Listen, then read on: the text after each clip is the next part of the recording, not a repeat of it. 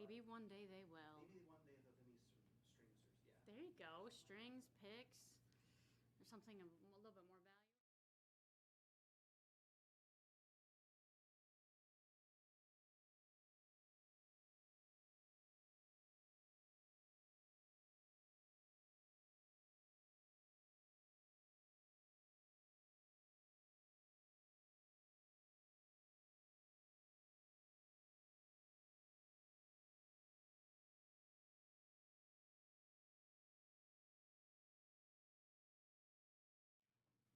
Pirates.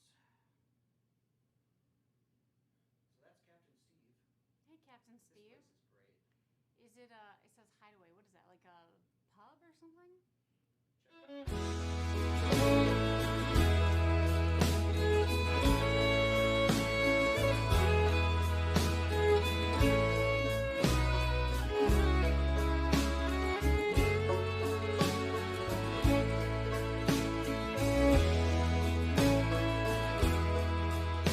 Oh, the summertime has come, and the trees are sweetly blooming, and the wild mountain thyme grows around the blooming heather.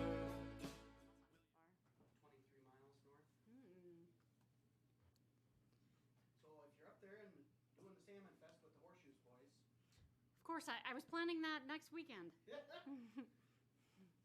I don't know if they've called my cousin and uncle yet, but big fish out there. Big fish. I don't fish. I know I'm from Wisconsin. I should. It's okay.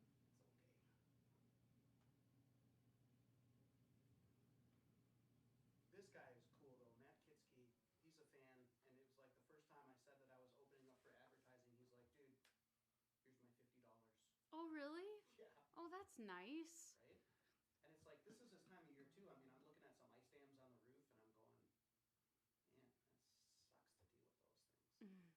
those things. But we'll see. I should have changed this one. These people have like a turkey bowling homemade soup thing today on the ice. Oh. I should have been relevant and changed this, but I didn't. We always think of those in the wrong moments. Kind of like comebacks when someone says something nasty and you think of.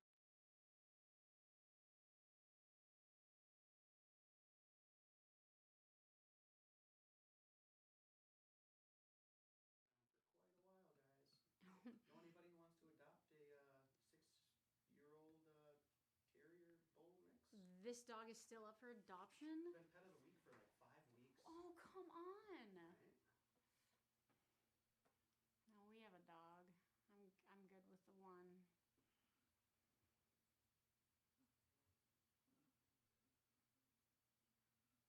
That is a lot of thank yous. Right. I saw that when I was watching one of your videos. Yeah. What did they do?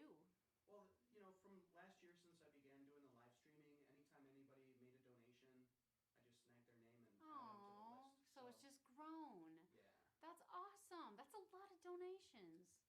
Yeah. Is this a regular, like once every Saturday, or is this the Tuesdays usually? When's it live usually? I have been doing Thursdays with this program format. Ah. When I first started with my buddy, we were doing Wednesday night gigs. Like, it was our gig because we used to play a supper club every Wednesday. Aww. So instead of that, we get together here in the living room, and that was what started the everything. And whereas like the paid ad sponsors are more like with the Midwest Music Hour format. But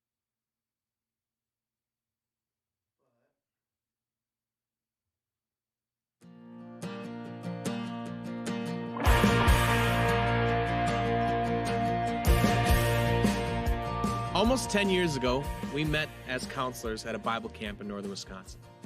With a banjo, guitar, and mandolin, we started them Coolie Boys. Over the years, the family's grown, be it in fans or in members, but it all started with 3 guys and their version of the truth.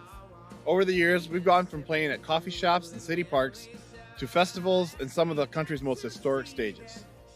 We've toured with Trampled by Turtles, shared stages with John Fogerty and Sam Bush, and played hundreds of shows a year. In 2020 alone, we played on a cruise ship, were named Milwaukee Journal Sentinel's Band to Watch and nominated as a Wisconsin Area Music Industry's Band of the Year. When the music stopped along with everything else, we had energy with no place to put it. With close to 100 shows canceled, we also had time. We took those two things and put them towards creating a record.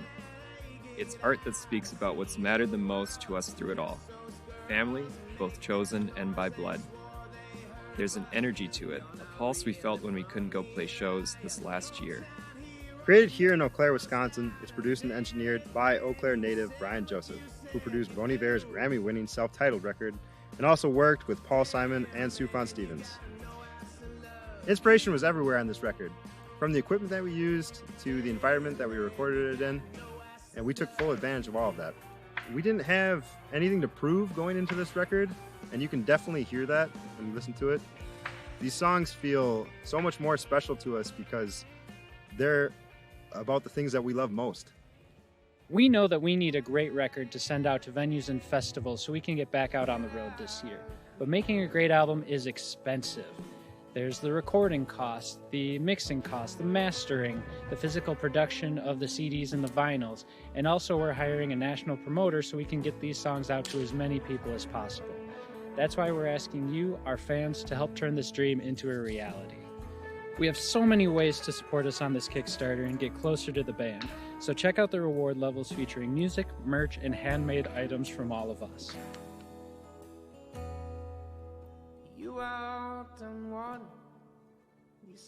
Through the years, you've always taken time to talk with us at the merch table and tell us about why this music is important to you. We truly love each and every one of you who has made this life possible for us. Please help us make this record in the way we know it should be, without compromise. We love you all very much, and we miss you a lot, and we'll see you down the road.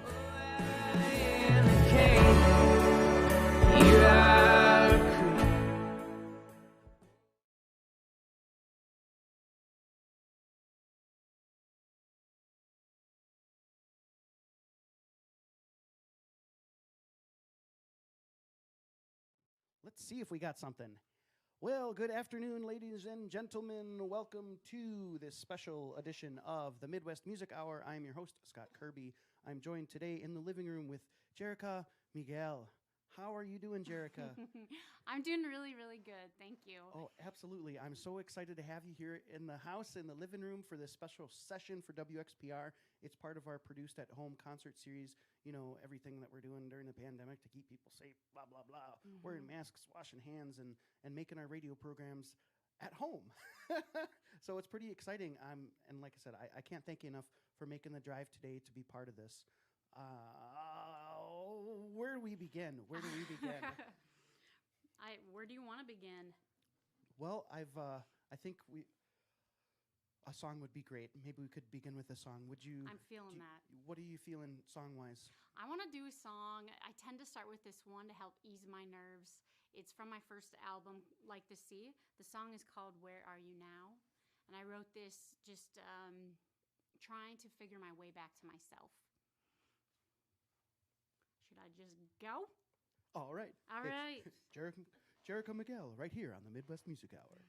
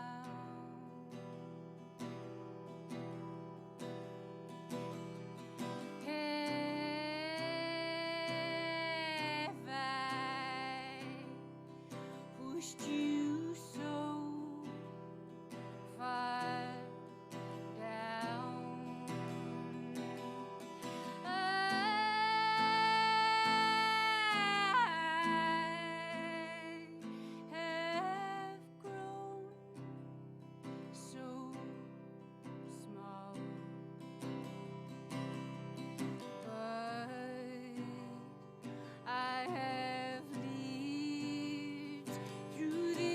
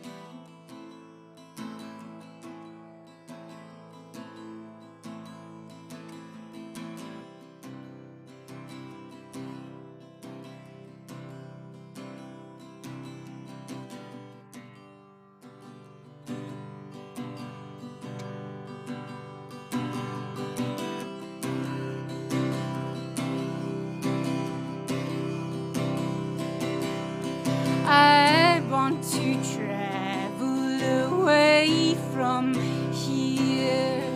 With this earth I will wash all my tears, climb all the walls that were built in me, and break them all down with the truth that I see. Close all these doors that have been blocking my way, and drink from the spring that will bring freedom today. I promise to find you somehow.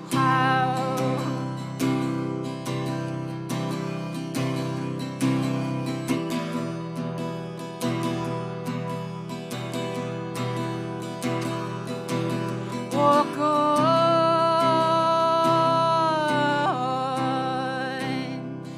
carry on.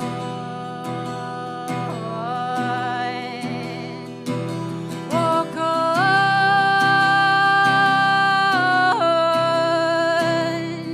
carry on.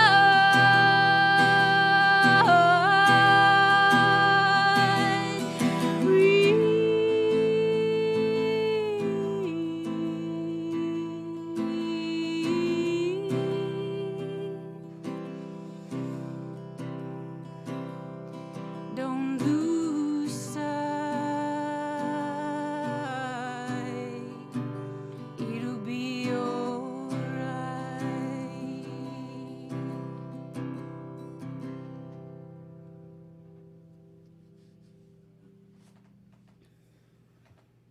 That's beautiful. Thank you. You said that was from your first album? Yes, my first album I released in January of 2017. So you are just preparing right now to release your next record. Yes, And that is called The Brightest Star. correct. And you've got a single out. It's called Trouble. Yes. That was the first one that you released from the album. I caught a glimpse of listening to the cut there, and what a cool tune. Gritty, swampy. It's got that, it's almost like a spiritual. Is that right on kind of with how that came about for you?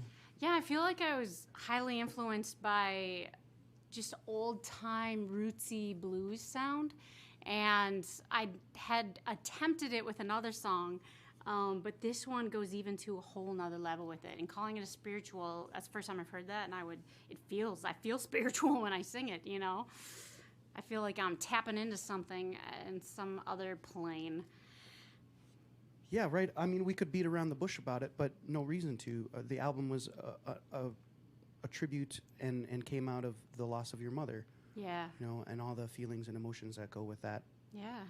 Trying to process all of that. It's a heavy weight to bear, and I'm so grateful I had music to help me get through the depths of it. How big is your family? I have 7 siblings. 7. Yes. That's amazing. I'm 5th born, so I'm like one of the middles.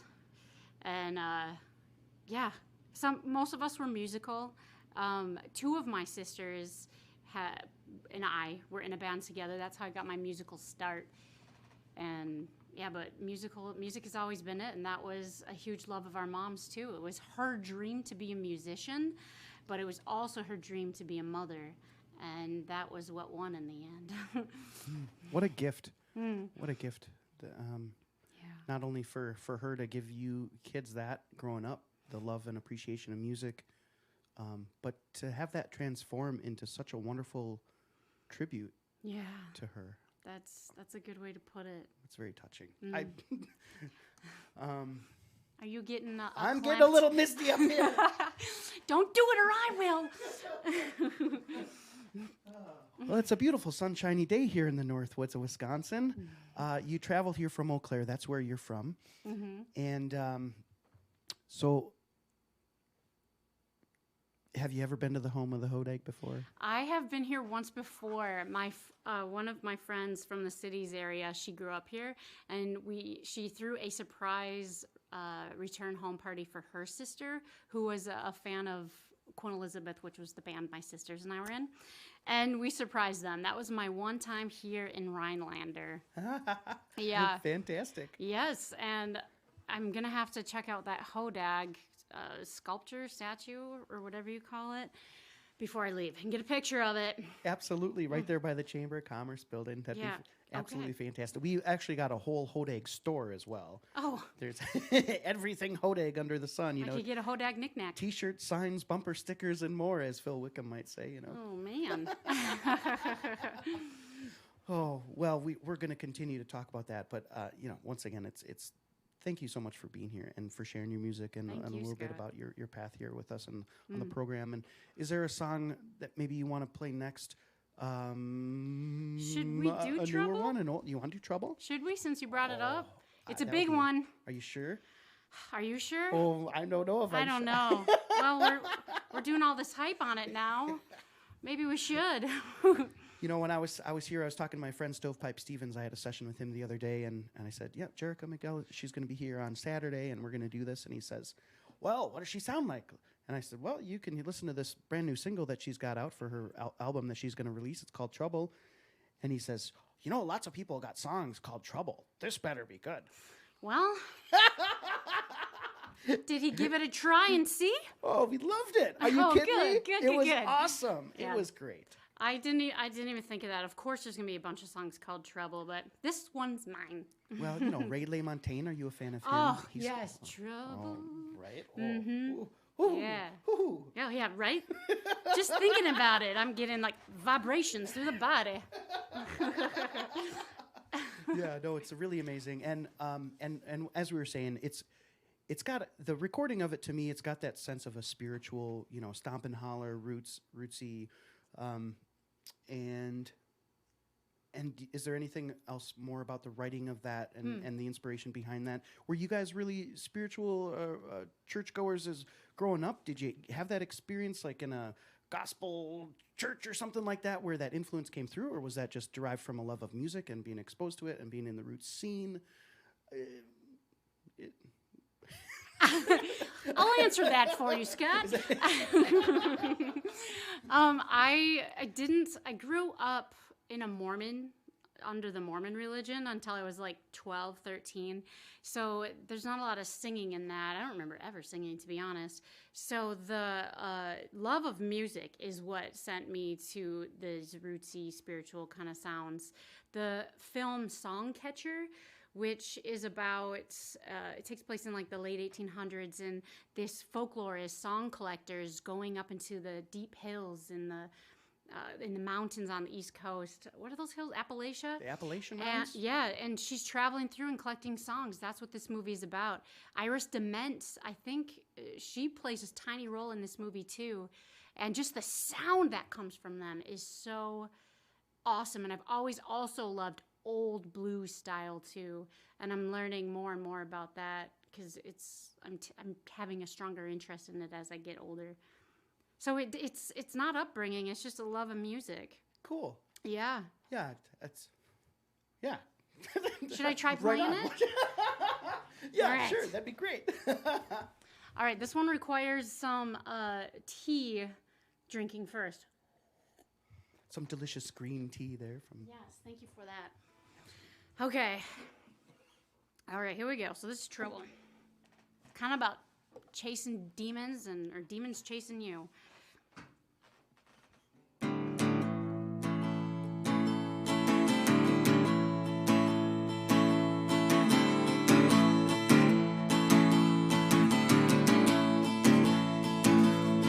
I've been all alone, nearly lifeless, but I can feel it shaking in my bones. A powerful belief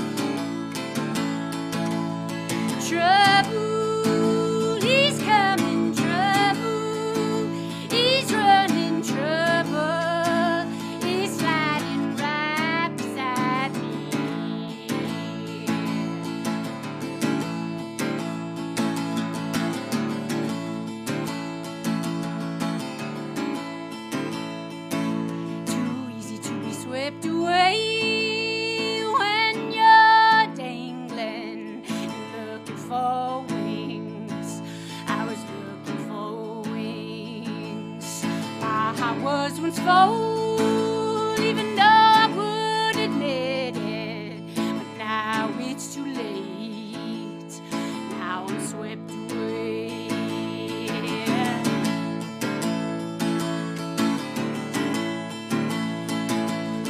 Trouble is coming, trouble is running, trouble is sliding right beside me.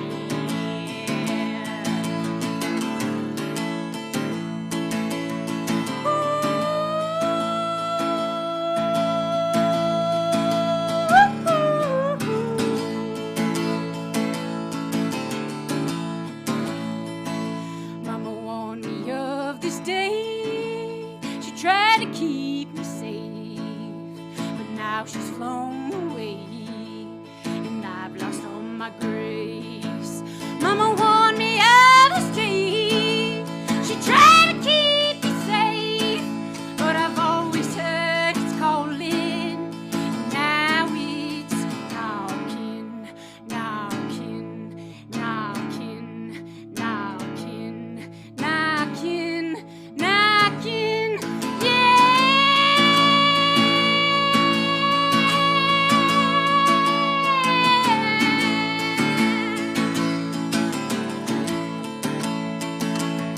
Trouble is coming, trouble is running, trouble is sliding right beside me. Trouble is knocking, trouble is walking, trouble is sliding right beside me.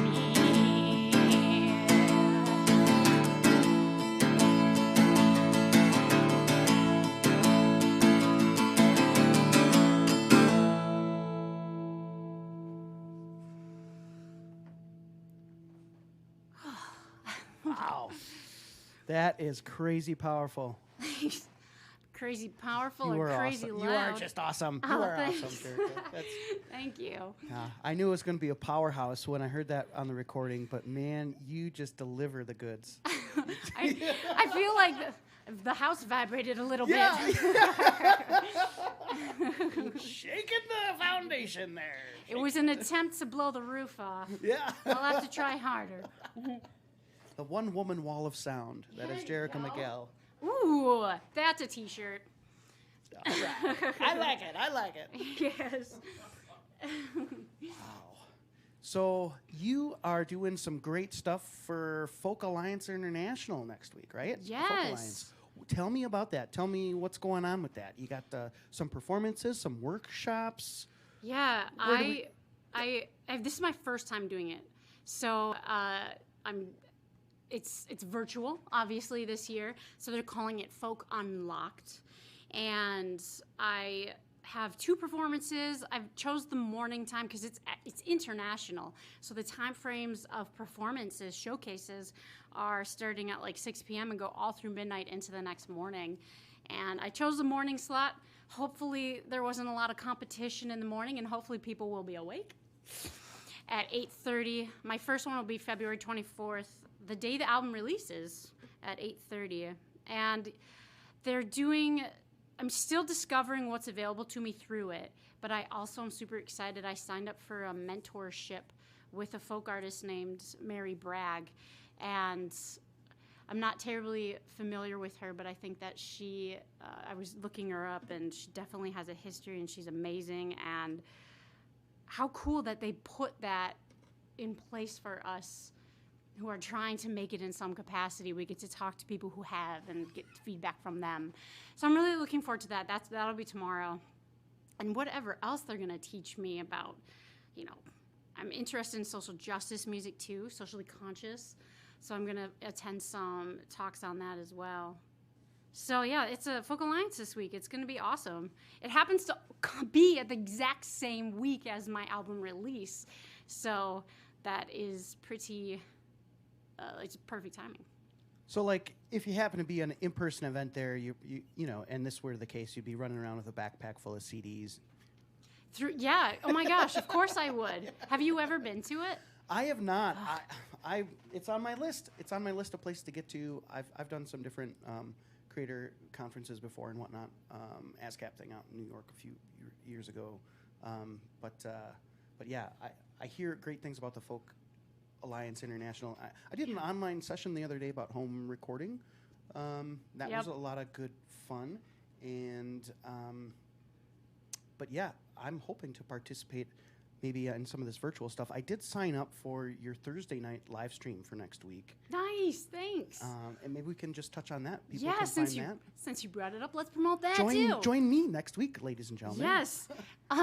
So this will be through, I'm from Eau Claire, Wisconsin, and in my hometown, there's a beautiful theater called Pablo Center for the Arts, and I have been putting on Pablo streams during the pandemic, and it's been beautiful quality, audio and visual, high, they have the state-of-the-art technology. It's a brand new building.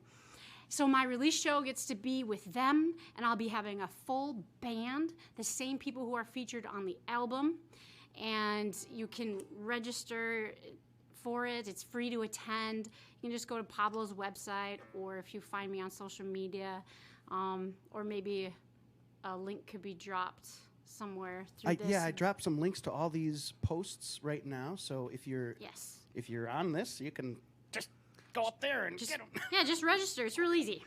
Takes less than a minute. Yeah. But stay here to come back to this if you go and register do now. it afterwards. Do it after. But don't forget. Don't forget. That just sounds like such a cool thing, because in this time, I mean, it's your second album. Mm-hmm. You're going to do this thing at the Pablo with the folks that recorded with you. Are they your band? Are they session players that were handpicked? Are they hopefully going to be your touring band? They were session players who I handpicked.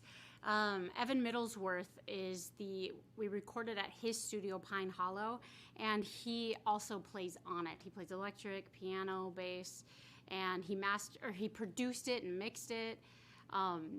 So he helped me pick, but I definitely wanted Shane Leonard on drums, and I wanted everybody that was there. Evan helped pick our bassist, Robbie Weishauer, and then my sister Elizabeth is on it too. She was the lead singer of our sister band, trio band, Queen Elizabeth. So, hence Queen Elizabeth. My sister Elizabeth is in it. She named the band after herself, kind of, which we always wanted her to change it, but like, what about us? But anyways, Elizabeth, and then my friend, it's sister banter, and she's not even here. She doesn't even get to hear this. She's not even here, and I'm bantering at her. Of course. And then Serena Wagner, who also did all the artwork. Everything you see visually is Serena Wagner's work, and it's amazing because Serena has helped bring such beautiful visuals to this very personal album. So Serena is wearing many hats. How did you get in touch with Serena? Is she from the local community there that you were able to network with in that regard, obviously? Yeah, I've known Serena. Did she do work on your previous record? No. Well, Serena did the artwork, graphics and stuff for all the marketing stuff for the first album. And I've known Serena since college years. And then now they are also in a band called Sniffle Party that is incredible, and it was on some major television show. And Serena's also my next door neighbor. So, yeah. So in our pandemic, Serena's been a little bit a part of our little circle, mostly in the summertime when it was safer to be outside. But yeah, I have highly talented people, and I feel entirely blessed, and I'm still trying to tell myself I deserve it. But I'm thrilled with how everything has turned out, and everything that everybody has contributed, all the help and their talents. Like, Eau Claire's full of so many talented people. It's insane. Oh, yeah. You guys got just what they call the music mecca of the Northwoods? Music capital of the North. Music capital of the North. Yeah. There's so much going on there. There's been this resurgence of the arts, and Eau Claire has always been kind of an area where all that's very conducive. You know, the universities and the proximity to the metro area of the Twin Cities and all that. Yeah, it does help with where it is placed on a map, that's for sure. But, I mean, yeah, so many cool things have happened there, you know, including the creation of the Pablo, you know, going up. It's just, was the breaking point the Bon Iver, thing a couple years ago that really just brought national attention to the town, and then gave people the notion that, hey, in rural America, the arts can help us succeed.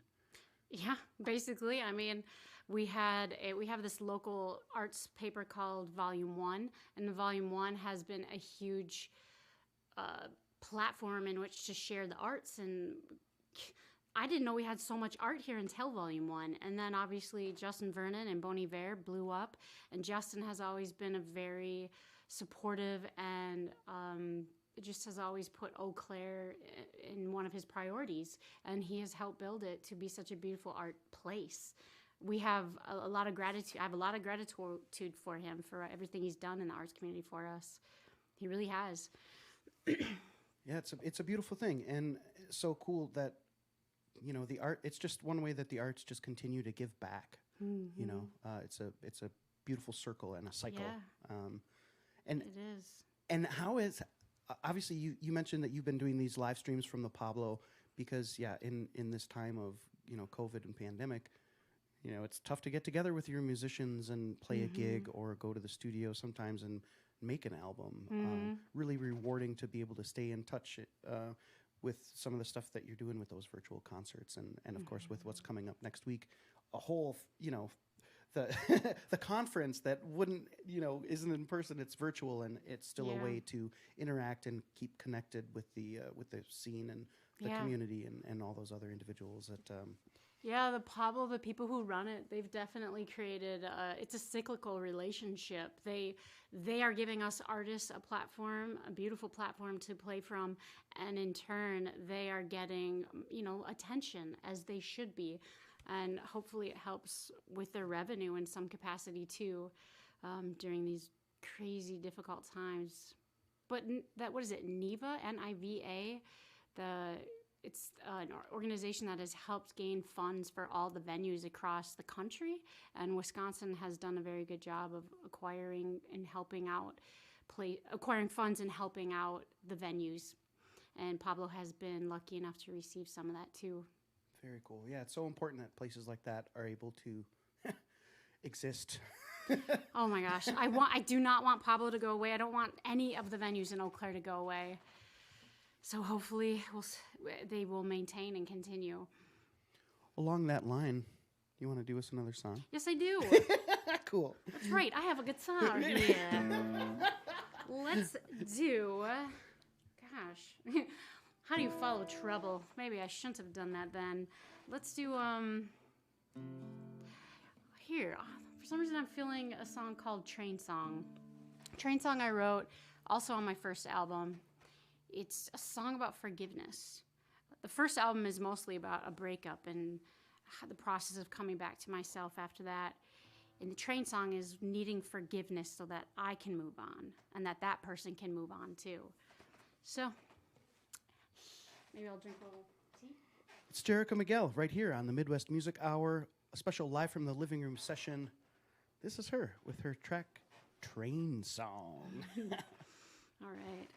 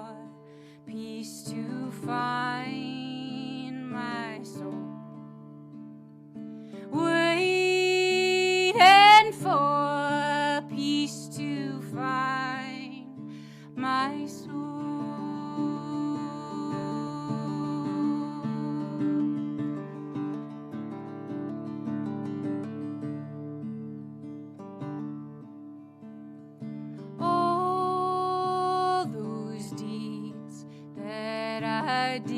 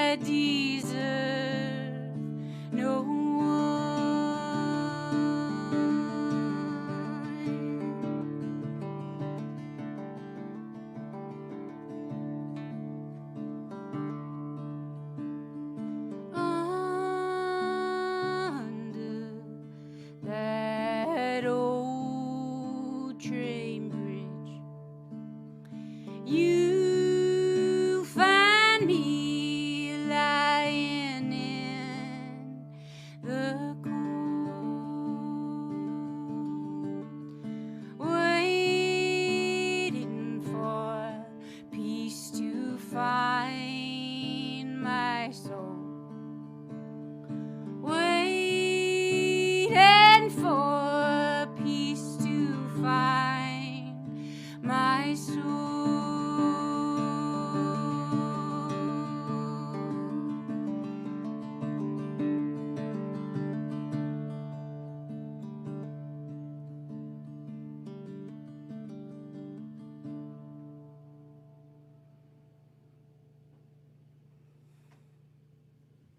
Train song.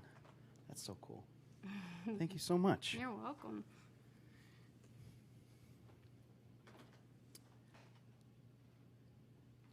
You mentioned Dar Williams when we were talking just earlier.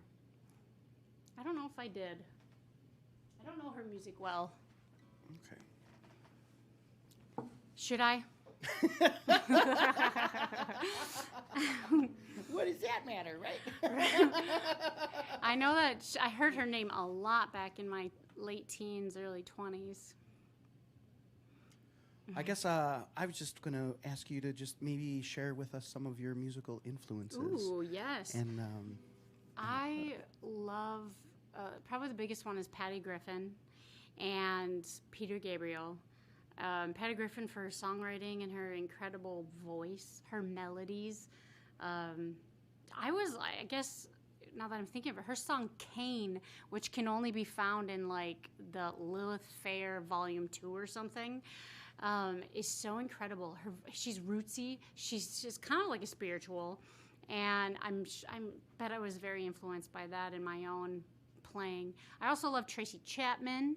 I was very influenced by her socially conscious songs. I've always felt like she's been telling my story a little bit. And Peter Gabriel, I grew up listening to him. We'd go for long car rides and let's put Peter Gabriel on. My favorite album ever is Secret World Live, which is his live album from his album, from his tour, his Secret World tour. Who else do I love? More recently, I would say I love Phoebe Bridgers. I wrote a few songs with shortly after I first heard Phoebe Bridgers. And, man, Phoebe helped me cry out my grief when I first discovered her after my mom passed away. I can't think of it. I'm trying to... S.G. Goodman is somebody just within the past couple months. She's out of, I think, Tennessee, and she released an album that is haunting and I don't know how to describe it. Her lyrics are poetry. I'm a person who listens to lyrics, so if a song has good lyrics, it tends to pull me in, and if the melody is something that just like cuts straight through into my heart, that's what catches me too. And yeah, Patty Griffin is one who has always done it without fail. Yeah, I know I'm missing hundreds of others, but those are the ones I can think of right now. That's an incredible list. Yeah. In terms of writing as well, are you a fan of poetry and books and authors and stuff like that? Have there been writers who have been influential on your writing? I wish I could say yes to that. I wish I did read more poetry. But no, it's not. I don't know what inspires. I think it's just songs itself. I read a lot, but I'm more reading for like nonfiction and education. But no, I like to write. I've always liked to write poetry, which when I finally discovered this guitar when I was like, 28 years old, I was able to put that poetry into melodies and add music to it.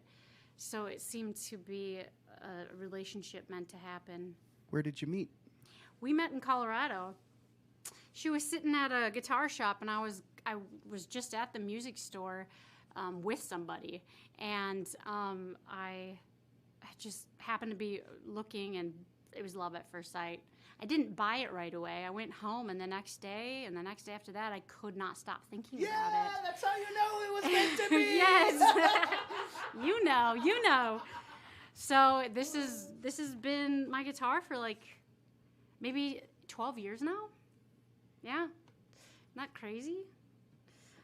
It's got a great sound. It's a super cool finish on there, and Aw. that's your wear and tear, right? It is, yeah. I don't want to put anything there. I like Willie Nelson's idea. Just let it be natural, Get the holes in there. Yeah. Yeah. And that sticker, you've got a sticker on it that says "Truth and Love." Yeah. Truth and love are the way. That's Truth and a love are quote the from way. my mom. We made a sticker out of it. Oh, that's wonderful. Yeah.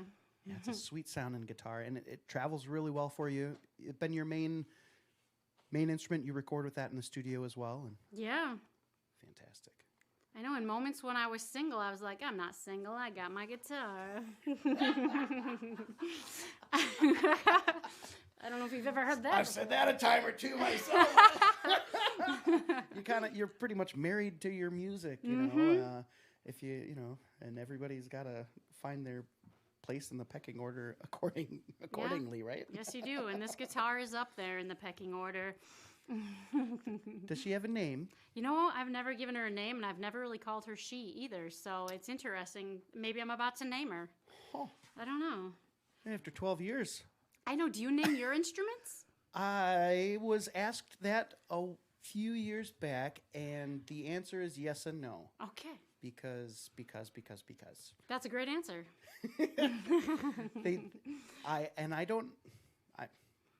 We could get into genders and whatever about, the instruments, and I have mostly heard that, guitars are qualified, engendered with the female gender, right? Mm-hmm. Is that curves? Is that why? I imagine that's why. That's what I see. I mean, guys have curves too, Okay. Point taken. I don't know why it's gendered girl. Yeah, and then so I've named a few of mine, and then some sit without names, but I don't know. I mean, I had my first dog was like a Cocker Spaniel, and her name was Daisy, and so I named my outright bass Daisy. That's a sweet name. It's sweet bass, it's got its flaws or whatever, but sure, like all basses and anything. Not to pick on basses. Sorry, basses. Oh, just pick on the bass players. That's what they deserve it, right?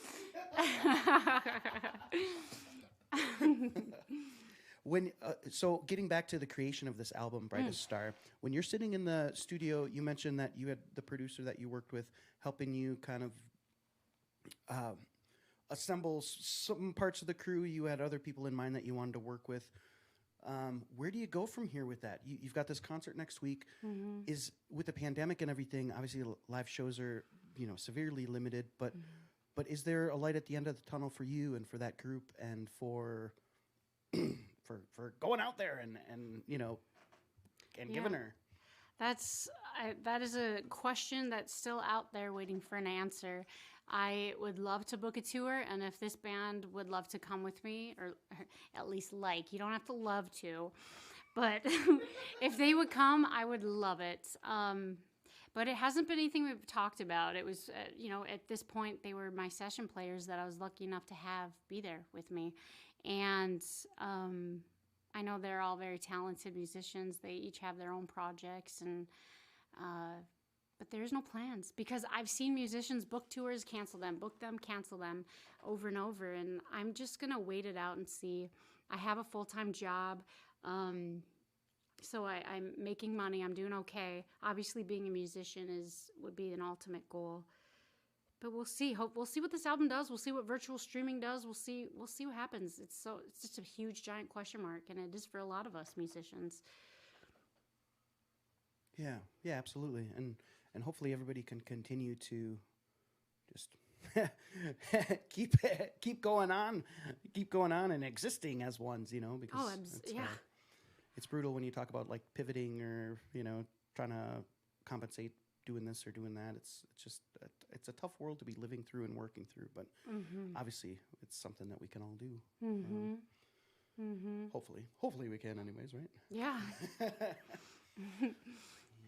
Well, prior to that, like with your first album and all that sort of stuff, you're doing a lot of solo gigs normally, or gigs with your sisters, maybe small ensembles and whatnot, and so this would be like an maybe like an obvious next step of another level. A whole nother level. That's a whole nother level, yeah. Yeah, I did a lot of solo stuff, mostly solo shows. But whenever I invite my sisters to every single one because they can sing harmonies to any of the songs. They are on, both of them, Elizabeth and Jerrika, who are, I say both, I have 5 sisters, but these two, the 3 of us were the musicians. They are on Like the Sea. They're all over it. All their harmonies, I love it.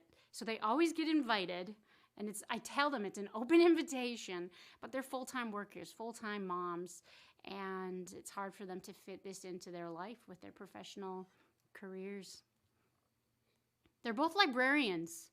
I don't know how that didn't happen to me. I worked at the library, but... That is so cool. Yeah, it is cool. They're great at it. I love libraries, you know.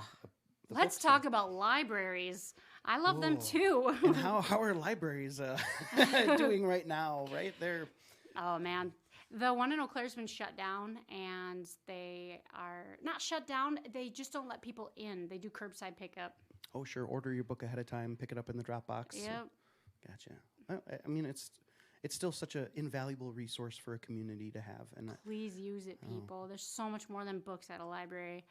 So much. And the books are awesome. It's tough, too. You know, talking about, like, socially conscious and, you know, social justice and basic human rights and everything, and how we relate that to libraries. There was just something going on down in, like, the Wausau area with their library system. And I don't know, are libraries political where, you know, you can be in, like, a group of I don't even know how it works. I'm here asking a question. I don't even know the context of what's going on, right? But, like, you could be part of a group of libraries and then all have access to, like, the materials and share them and intersperse, like, those resources with other libraries in that network. But libraries do get wrapped up in controversy sometimes. Some towns or cities that they're placed in aren't comfortable with the content that libraries will, you know, have faced forward. But libraries are part of the community, and it is their mission to reach everybody in it. So, like, say, you know, a book about my 2 moms, that could be controversial in another library. I know our library in Eau Claire, they're very social conscious. They have their advocates for social justice. And I really appreciate how they are. But I know that libraries, because of the power they have, you know, they could abuse it and push other jargon and rhetoric and stuff that just promotes a conservative ideal and age-old ideas instead of moving forward. Libraries are a foundation and a community. I feel like all of a sudden we're going off on libraries. I do love libraries. I told you I love them. It's great. I mean, we of course we do. But you know, it's very interesting to even just think about that for a second, because it's there as like a source of knowledge and a fountain to be, you know, drank from, right? Like all those books, all that information, the resource. Yeah. And if somebody, you know, is almost like able to manipulate access to that or the content within that, that's kind of an interesting thing to think about. Yeah, you gotta be, it's power, You know, is it a public library for everyone, or is it a privately controlled organization that, you know, I mean, if it is privately controlled, and maybe they can do what they want, obviously, you know. Right. These are the things that, well, but I don't know. Wow.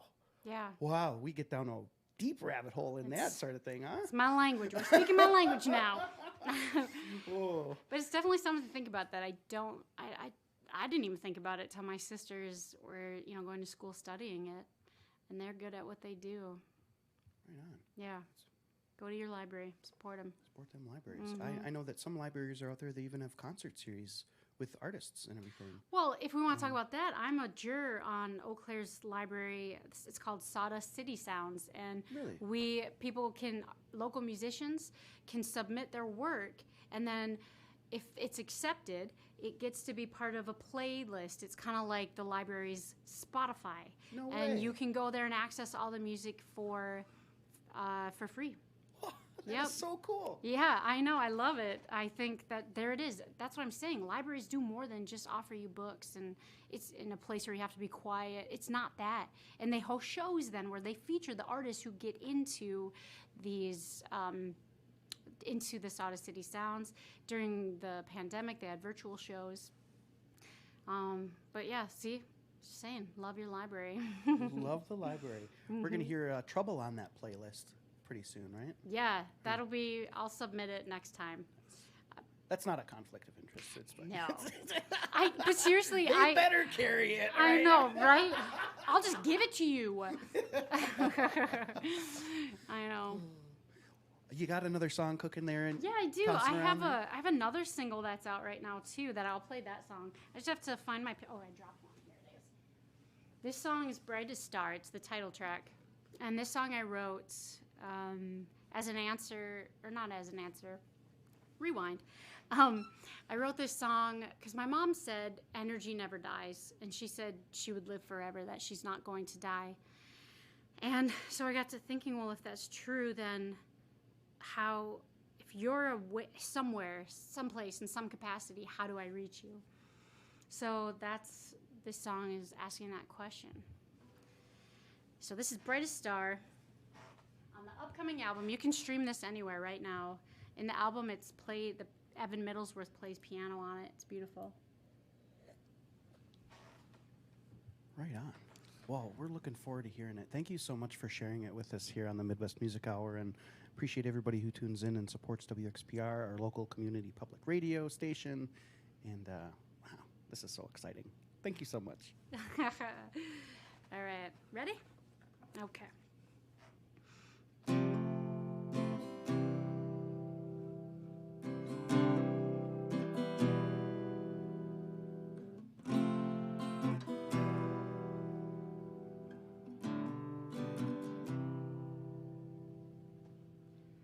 When will you come back?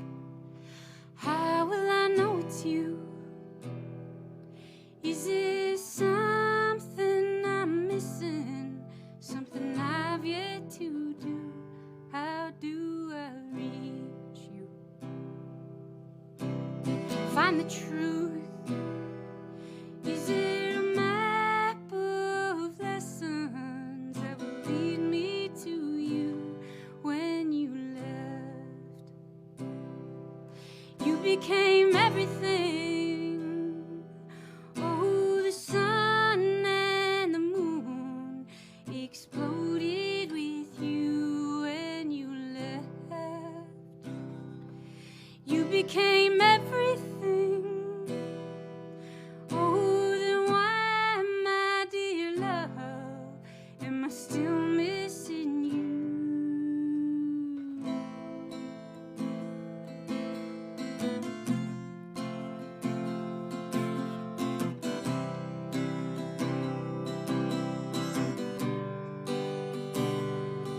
All these things that surround me now, they're just things. They don't matter now. All I want, your arms to surround me now, and your soft voice ease my doubts. Do I feel you now? You're the brightest star, brighter now. Do I feel you now? You're the brightest star, brighter now. Oh, oh,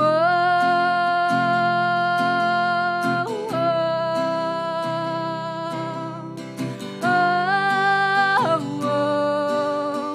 Do I feel you now? You're the brightest star, brighter now. Oh.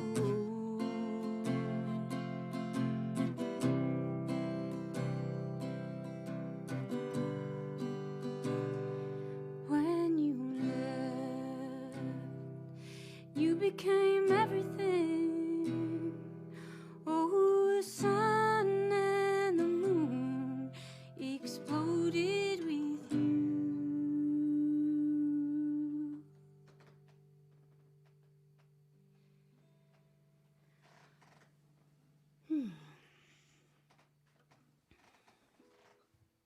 That's just incredibly beautiful. Thank you. Thank you.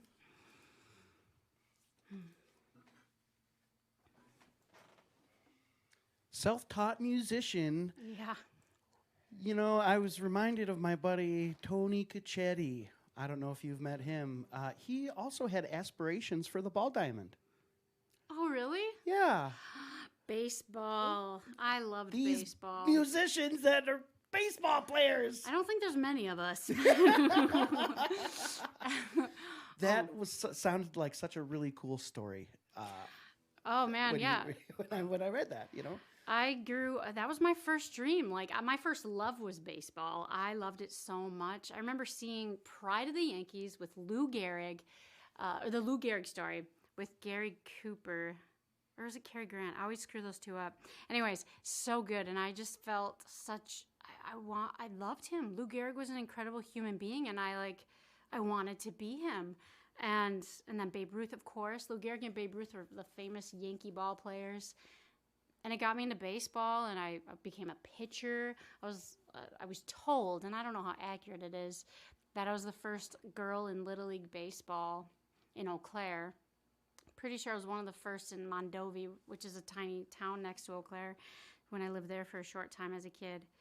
But there's not a lot of girls who play baseball. But you know what? I think there's way more that would if they weren't always, directed towards softball. Softball's a great sport in itself, too. I played that in high school because that was my only option. But I love baseball. Then I grew up and I got to play on a semi-pro baseball team, women's league, that the South Bend Blue Sox traveled around. That was a fun summer. 2 summers I got to do that. Bitchin'. I know. That's awesome. I was a pitcher and a shortstop. I just loved catching balls and throwing them as hard as I could. Right. That's great. Now, when you were traveling, this is a traveling league, obviously, yeah. right? Mm-hmm. In the middle, after you play the games, is everybody, heading off, on the bus, getting ready for the next? Are you ever having stopovers where you're able to go down to the blues joint and catch some tunes? And is there a? I wish I could say yes. I was 19 and 20 years old, so I was too young. I mean, maybe I was 21, 19, 20, 21. But I didn't even think about that. I loved music, but it hadn't entered my life as a music. I haven't, learning music instruments. I didn't learn how to play anything till this guitar, 12 years ago. So no, what a great story that could have been. Maybe stay tuned for that. I don't know.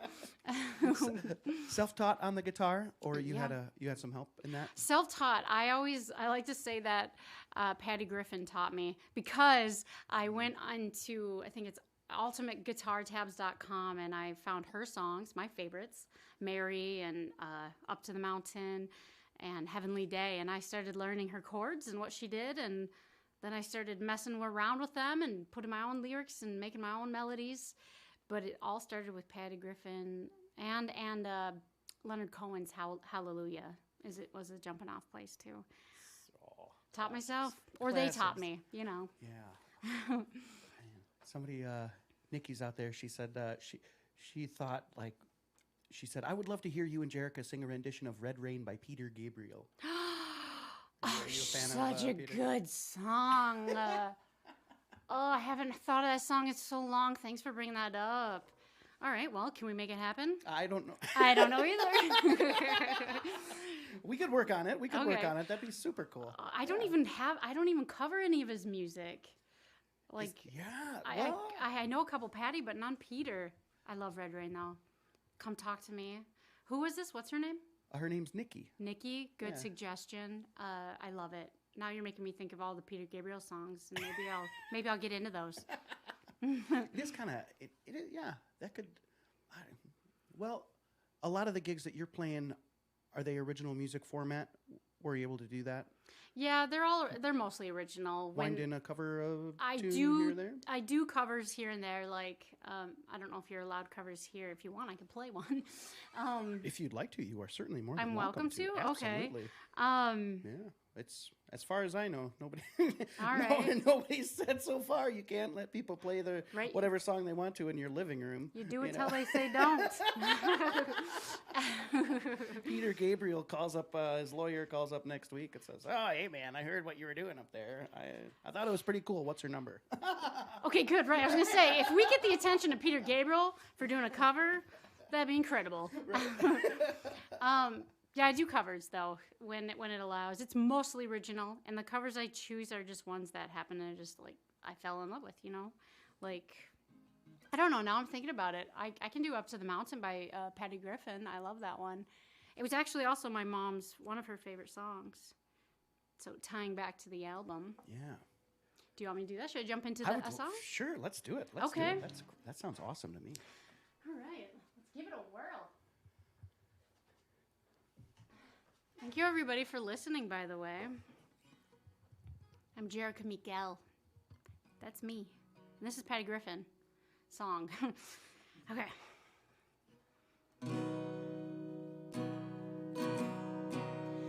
I went up to the mountain because you asked me to. Up over the clouds to where the sky was blue. I could see all around me, everywhere. I could see all around me, everywhere. Well, sometimes I feel like I've never been nothing but tired, and I'll be walking until the day I expire. Well, sometimes I lay down, no more can I do. Then I go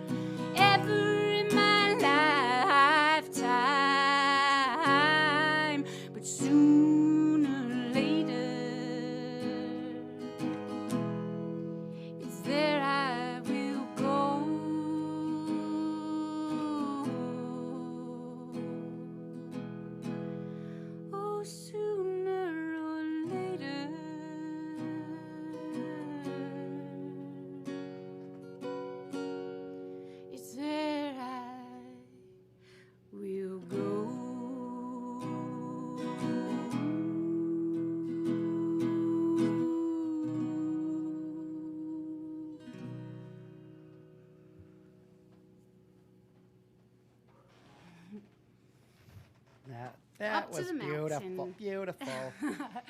Thank you very much. Thank you. There's just got to be. I think there's something about the honesty in the artistry that is what draws people to connect with a songwriter through their performance and through their music. And to have such an unabashedly honest album in this release, Brightest Star. I said it earlier, but it seems like it's just such a huge gift, you know, not only from where it came, but to where it goes. Oh, wow. That is so beautiful. Thank you for saying that. Wow. It feels true, too. Yeah. Yeah, everybody experiences mortality, and how we deal with it is not always a positive way to deal with it. And so a gift to be an artist, to be able to deal with it through creation of that.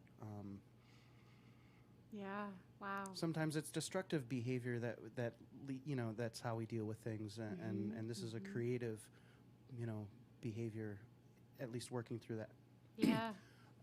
It's a beautiful source to be able to share the human experience through. Absolutely. Yeah. And I think that's, I mean, so thank you so much for opening up your soul and your music and your art to me today with this session, and to the audience out there listening. And it's just really, it's raw and it's real and it's just so palpable.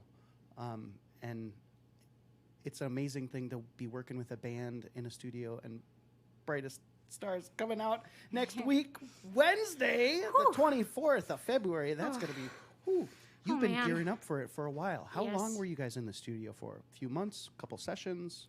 Good question. We just did it a Saturday and Sunday, and then I have a full-time job, so then we did Monday, or 2 afternoons, a Monday and Tuesday after that. So it wasn't long. These guys are professionals, and they nailed it right away. I was really nervous about having a band because, you know, I'm an untrained musician. I didn't go to school for this, and that the imposter syndrome hits really hard. It hits me really hard. Like, what am I doing? I don't belong here. Who do you think you are, Jerrika? But obviously, I'm doing it, and I need to shut that voice off. So when I went into the studio, you know, one of the things I was nervous about was, do I tell them how they should play? And I decided that I'm just going to let them create their own thing and trust the process and trust them that they know what they're doing. Because as we said, we picked them purposefully, and they did a beautiful job. And if anybody is dealing with the imposter syndrome like I often do, trust the process. Trust that you do belong exactly where you are. Yeah, but I got lucky, and or I don't know if I got lucky. Maybe I deserved it. Who knows? I think I'm being the imposter syndrome saying I got lucky, but well, there's a little bit of smoke and mirrors and magic that happens when music is involved and all that. But you know, it's all creativity and the arts and coming together like that. Yeah, it's mystifying. So it is very fortunate, because sometimes that imposter thing is a reality in sense of there may be an unseen hurdle to overcome. People aren't connecting on whatever level, and so, gosh, now you have a non-productive workday that you just spent. Then what do you do? Oh, but I'm so glad to hear it was a positive experience, and everything just came together, and it's amazing when that does happen in such a way. And congratulations! Super positive on that, the whole time. Yeah, thank you. And how cool is it? You want to talk about your team for a moment? You know, because the crew of people I got putting out an me? album is one thing, but to have an amazing crew assembled to assist you with that's invaluable. Oh my gosh, totally. I've had, Serena Wagner, who I brought up earlier, has done all my graphics and the album design, and helped me with social media. I had someone helping me with social media too, Nicole Johnson. And then I have a wonderful publicist, Karen Wells Verlander, and she's been working hard, getting the word out to all the press that I exist in the world, and she's done a wonderful job. And I would consider Evan Middlesworth a part of my team too, because he helped, he's been a mentor to me in that he is so generous with the knowledge he's gained, and he produced the album, and he will probably produce the next one if he I'm sure. Evan, will you please produce the next one? I don't want to assume. We're making beautiful things here, Ev, bud. Come on, man. Let's keep her going. Yeah. And obviously my family has always been a part of my team and super, super supportive. One thing that my mom, after she passed, is the greatest gift she gave me was my best friends, my sisters and my brothers. So they've been an amazing support the whole time. Yeah, family's a super cool gift. The gift that keeps giving, right? Yeah, it is. Is there a song that you have that relates to like that part of your family? And your sisters, or is there a song that you guys like to do together when you're all able to be on stage? Yeah, we do a Peter Gabriel song. Get out of town! Yeah, we do Washing of the Waters. We do that a cappella. Right and on. We just sing that. I don't know. I mean, I wouldn't ask you to do it on your own because it wouldn't sound right. It would not be as yes as it would be with your sisters. Right. Washing of the Waters we just called it River River. Honestly, we thought the song because it's River River carry me home, and River River is like it's the main thing that gets repeated. So we had no idea it was called Washing of the Waters till we were full-grown adults. But, but that's how you get away with making your own recording of it. Exactly, you right? Change the title. We didn't do Washing of the Water. We did River River. Yeah, that's a song we do a lot. I don't know. I do have songs about like being an aunt because I'm an aunt, as you can imagine. Then I'm the only one in my family who doesn't have a child, so I have the most nieces and nephews in my family. I win at that game. I'm a competitive person, but I have like 17 nieces and nephews now, and 3 great niece and nephew. I can't remember. There's too many, Yeah, well, that's amazing. Yeah. Wow. It's hard to keep track when there's that many. Are they children's music is a whole thing, right? Children's music? Yeah, it's an entire genre. You experience that what about also, right? I take care of a 3-year-old and a 6-year-old, and I'm constantly singing and making up silly songs with them. I've created a lullaby to help put them to sleep. So I could do a children's album, maybe. It would probably be lullabies, because that's basically the only time we make up songs. But that'd be cool. Sometimes it's difficult to find, like, hip children's music that adults can also appreciate for more than... You would know, wouldn't you? Oh, my wife knows a little bit more than I do. But okay. I know, I wish yeah, I could point in the right direction. I don't even remember the names of any of the ones that we listen to. Storybots is really fun. That soundtrack, it's a show, but the soundtrack is really great too. It sounds like a bunch of Beastie Boys redone songs. Yeah? You might like that, yeah. Oh, that sounds really cool. Yeah. So any children, parents listening out there, or caregivers, Storybots is a hit. Storybots would definitely be something new to throw in the mix. I think that's just it. These days with content and YouTube and all the algorithms and everything, suggested content or keep into a channel. If you put on Sesame Street, it's going to be Sesame Street for 5 hours. For 5 years.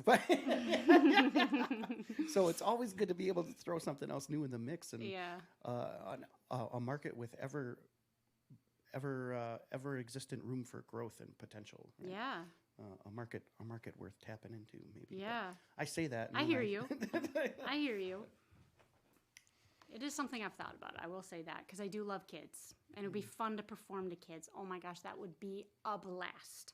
Well, I think also that it gets, well, as you said earlier, you're a lyricist even when you're listening to music, and that's kind of one of those things where does a children's song have to be simple lyrically? Can it be complex musically?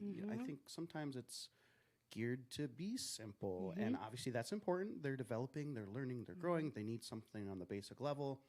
At the end of the day, I think my kid listens to them Coolie Boys and Dead Horses and Trampled by Turtles all day long or whatever. Kids have cool taste in music. They really do. Absolutely, they do. So it's I'd always be interested in knowing how that really, I'm sure it has a positive effect on the growth Yeah. and development and whatnot. But does it? I don't They know. I like guess that music, was- the children's music that the kids I take care of, they like it when it's telling them to move and it's giving direction or it makes them move. They love Yeah. that. Yeah, because what's the all those songs like with hand motions or something, get them involved in it. Yep. Those are really cool. But there are like so many. There's a finite, but there's an endless amount. Right. Get that bottleneck towards. I know.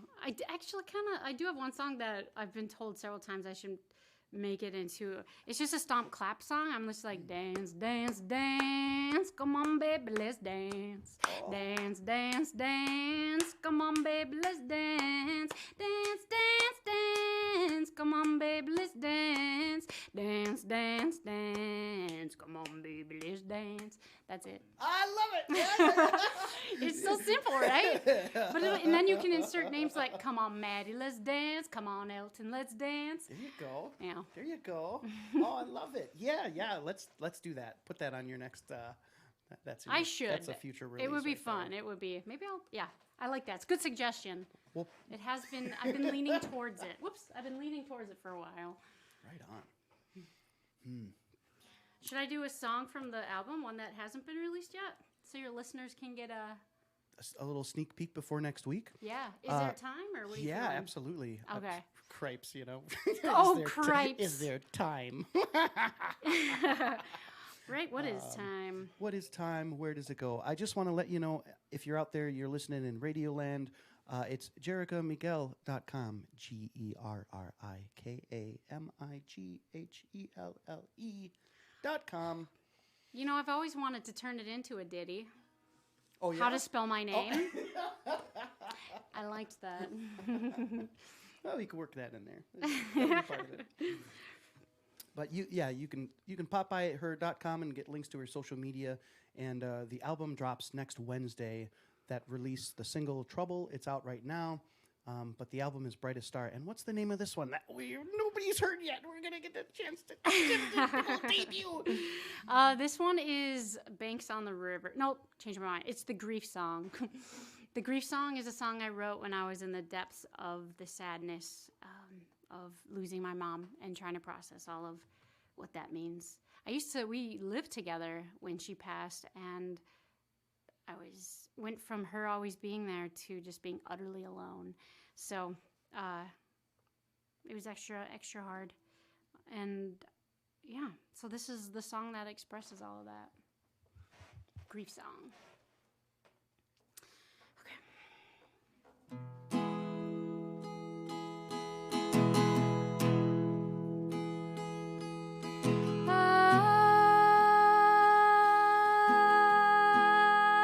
I've never needed saving more than right now.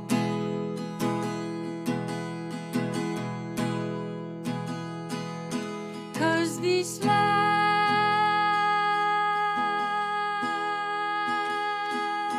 that I'm living can't be mine no more.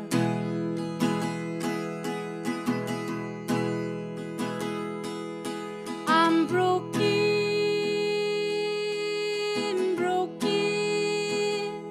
just like time.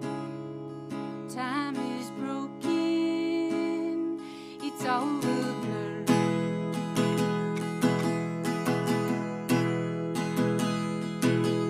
So take me or leave me, I got nowhere to go.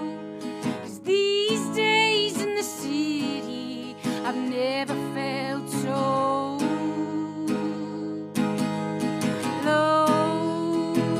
I've lost my fire. Oh, I've lost my fire, lost all desire.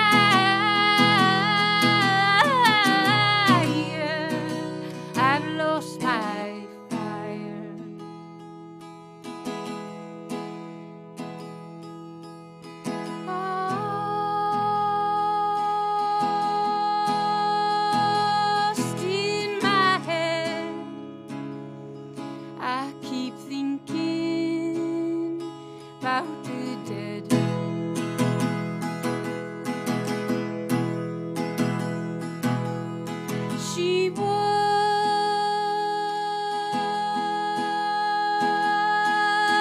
my best friend, so sweet and so sad.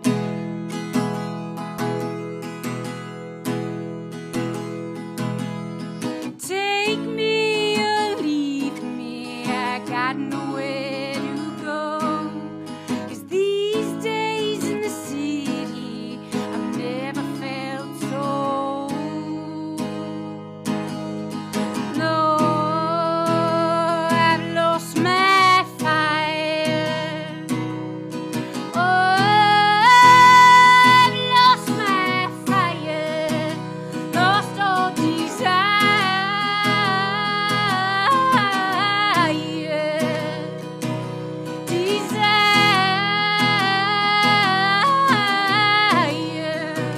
I've lost my fire. I've lost my fire.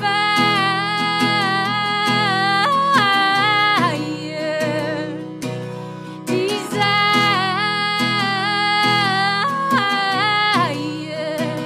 I've lost my fire.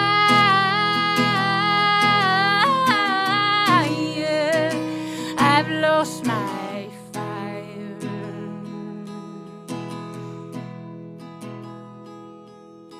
I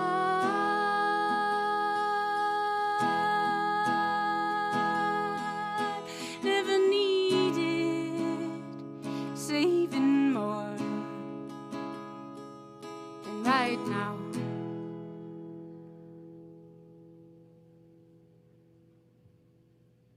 Jerrika Mighelle, right here on the Midwest Music Hour. It's a special live from the living room session. What a real treat it's been today to have you here for this session. I can't thank you enough. Thank you. Oh, you're welcome. Thank you for having me. I've enjoyed it. I've enjoyed our talking and chatting, and yeah, I hope Rhinelander knows how lucky they are to have someone like you around here. Oh, some days are better than others. Today's a good day, guys. No, we do. We have a wonderfully supportive community here, and it's really incredible to be part of it. Folks that support me as an artist and folks that dig what WXPR does. We've got our own little cultural hub that's, I want to say festering, but that almost seems weird to say festering, but It's like it's, marinating? it's marinating. Yeah. Right. It's marinating and slowly becoming a tastier, Ooh. exquisite dish. Ooh, way to build off that. Yes. I love it. It's making me hungry. Well, speaking of, yeah, let me just say thanks. I don't know, is there, if we could, I mean, we could, but if you don't want to, you don't have to. I mean, just for the sake of the program cutting down, one more tune would be amazing. I don't want to pressure you, push it on you if you don't want to, but yeah, then we, just for good measure for that and whatnot, that'd be amazing. I'd love that. I will do that for you. Super. Thank you so much. I'm trying to think, should I do one from the new album or... You know what? Let's do this gritty one. Do you want another gritty one? It's, usually at live shows, I'm able to kind of gauge from the audience how they've been reacting and what they're wanting. I'm getting the sense, though, since my main audience is you, Scott, that you're open to whatever, right? I love it all. Yeah. Okay. Yeah, and you'll find obviously, I mean, that's why art is really, I mean, it's important everywhere, but sometimes in the middle of the Northwoods, it's even more appreciated because maybe it's not like a mecca or a hub where there's so much of it. It's just oozing, right? Sometimes you got to really seek out, and you're granted a wonderful opportunity to have something cool, like you coming to town and being on the program, and so yeah, when they see it and they find it and they love it, they appreciate it. It's what makes the community so amazing to be part of. Yeah. But yeah, I mean, I would just take whatever. Okay. Yeah, for All sure. right. Beggars can't be choosers. You can't go wrong with nothing. That's true. You can't. All right. So this one is another one of those rootsy, gritty ones, and I wrote it before my mom passed away, and it was her that helped me feel comfortable with even exploring this side of my voice. Because when she first heard it, she's like, "Wow, Jerrika, your voice is changing on here. This is doing something special." So this is a song about inheriting the pain of your mother and your mother's mother and your mother's mother's mother's mother. How trauma continues to pass through generational lines. And it's called "Oh Mama."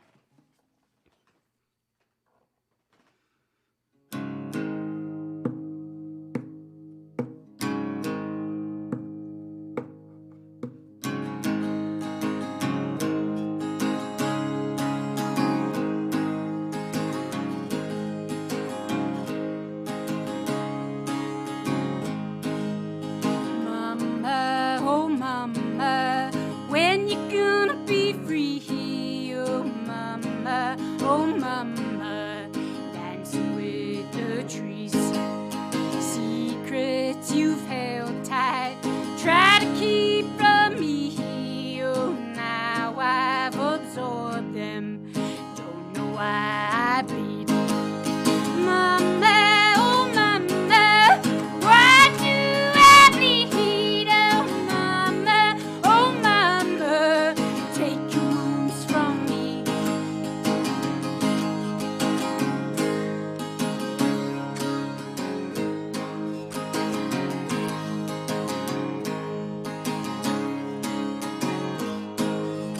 To you, dear mama, I have been true, but the weight of this burden is breaking me in two.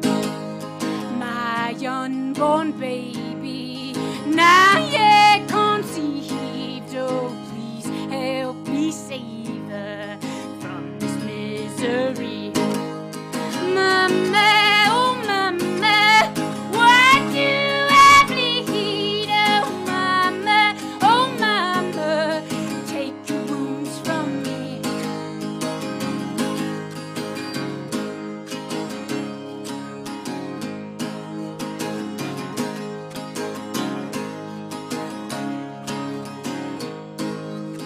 Mama, oh mama, mama, oh mama,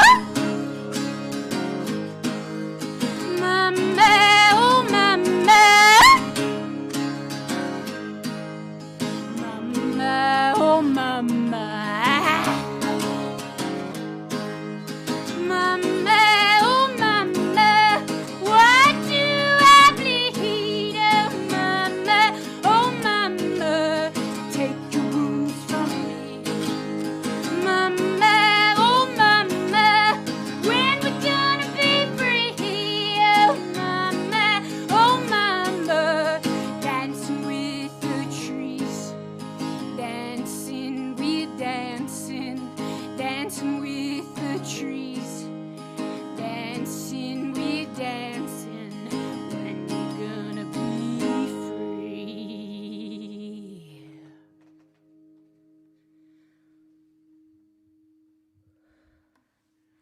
Jerrika Mighelle. Wow, what an absolute treat.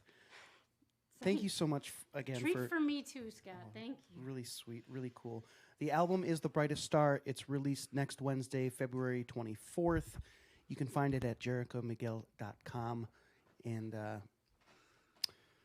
thanks for tuning in to today's special broadcast of the program. Thanks for tuning into the WXPR. Thanks, Colleen. Thanks, Jesse. Thanks, everybody else. Oh, golly, jeez. And yeah, and like I said, next Thursday, it's that live stream that you're doing from the Pablo. You got the Folk Alliance international stuff all next week. Yes. Your week is slammed, jam-packed full. So if you're out there, you dug today. Obviously you did because you're telling me that you did. Be sure you check out what Jerrika's got going on next week and stay in touch because I would love to, when we're able to, obviously, maybe it'd be so great to have you and your band come here and do a live performance. You know, we got all these cool things, places you could be in the Northwoods doing a performance. Yeah. Art Start, Three Lakes, Nicolay, concert series, lunchtime thing. Tell me what I can do, North, where whatever I can it could go. be. it'd be sweet to have you back here. Oh, I would love to. Even if it was just you doing your one-woman wall of sound, you know. in this living room. In the living room. Maybe we'll get you over to the barn when it warms up. That'd be Ooh, sweet. Yes, I can't wait. We'll make it happen. Fantastic. All right. Well, as for now, then you take care of yourselves out there. Be good to yourselves. Be good to one another. Yeah, wear the masks. Wash your hands. Stay safe. Take care until next time, everybody. Thank you so much. Thank you, thank you, thank you, thank you.